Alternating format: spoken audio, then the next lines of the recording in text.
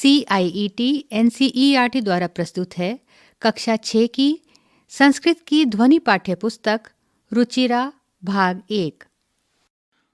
षष्ठवर्गाय संस्कृतपाठ्यपुस्तकं रुचिरा प्रथमो भागः। अष्टमः पाठः सूक्तिस्तवकः। पृष्ठ संख्या 46 से पृष्ठ संख्या 50 तक। बालादपि ग्रहीतव्यं युक्तमुक्तं मनीषिभिः। रवेरविषये किं न प्रदीपस्य प्रकाशनम्। यह प्रथम पद्य है। पुस्तके पठितः पाठः जीवने नैव साधितः। किं भवेत् तेन पाठेन जीवने यो न सार्थकः। द्वितीय पद्य। प्रियवाक्य प्रदानेन सर्वे तुष्यन्ति मानवाः। तस्मात् प्रियं हि वक्तव्यं वचने का दरिद्रता। तृतीयं पद्यम्। गच्छन् पिपीलको याति योजनानां शतान्यपि। अगच्छन् वैनतेयोऽपि पदमेकं न गच्छति। चतुर्थं पद्यम्। काकः कृष्णः पिकः कृष्णः को भेदः पिककाकयोः। काकः कृष्णः पिकः कृष्णः को भेदः पिककाकयोः। वसन्तसमये प्राप्ते काकः काकः पिकः पिकः। पंचमं पद्यम्। शब्दार्थाः। प्रथम स्तंभ में संस्कृत के शब्द, द्वितीय स्तंभ में इन्हीं संस्कृत शब्दों का हिंदी अनुवाद और तृतीय स्तंभ में इन्हीं संस्कृत शब्दों का इंग्लिश अनुवाद दिया गया है। बालादपि मूर्ख अथवा मूर्खों से या बच्चों से। फ्रॉम फुलिश पर्सन और चाइल्ड। ग्रहीतव्यम ग्रहण करना चाहिए। Should be accepted. युक्तम उचित, एप्रोप्रिएट और करेक्ट। उक्तम कहा गया, टोल्ड और सेड। मनीषिभिः विद्वानों के द्वारा अथवा बुद्धिमानों के द्वारा। बाय द स्कॉलर्स और इंटेलेक्चुअल्स।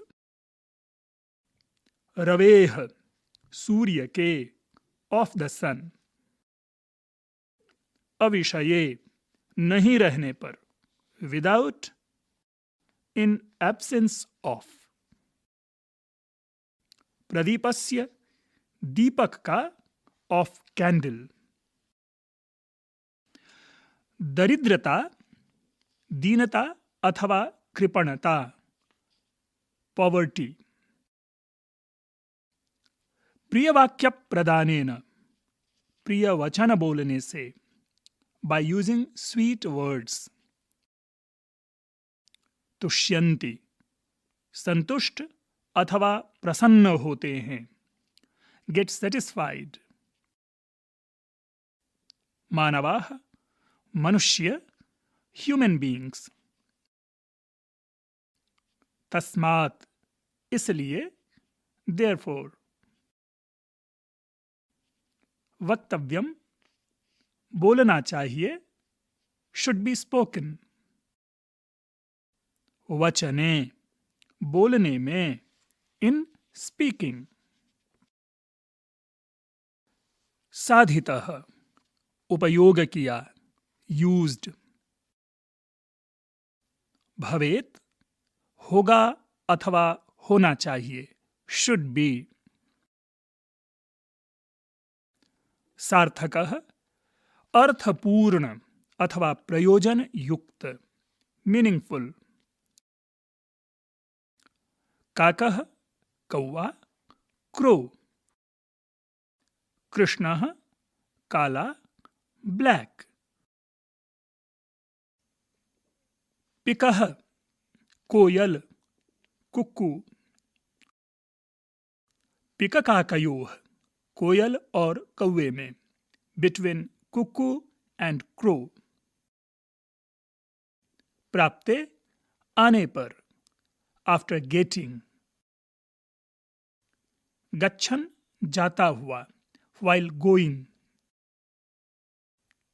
पिपीलकः नर चींटी, ant, in bracket he, याति जाता है, goes, योजना नाम 4 कोस या लगभग 12 kilometre, a measure of distance equal to 12 kilometers, शतानि 100, hundreds, अगच्छन न चलते हुए, विदाउट मूवमेंट, वैनतेयः गरुड़ गरुड,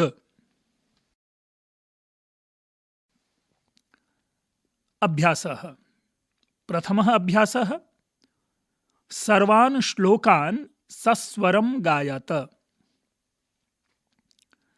द्वितीयः अभ्यासः श्लोकांशान् योजयत। इसके प्रथम स्तंभ क में पद्यखंड है, उन्हीं पद्यखंडों को द्वितीय स्तंभ ख के पद्यखंडों से अनुकूलतया मिलाना है। स्तंभ क, तस्मात् प्रियं हि वक्तव्यम्, गच्छन् पिपीलको याति, प्रियवाक्य प्रदानेन, किं भवेत् तेन पाठेन, काकः कृष्णः पिकः कृष्णः। स्तंभ ख, सर्वे तुष्यन्ति जन्तवः, जीवने यो न सार्थकः, को भेदः पिककाकयोः, योजनानां शतान्यपि, वचने का दरिद्रता। तृतीयः अभ्यासः प्रश्नानाम् उत्तराणि लिखत।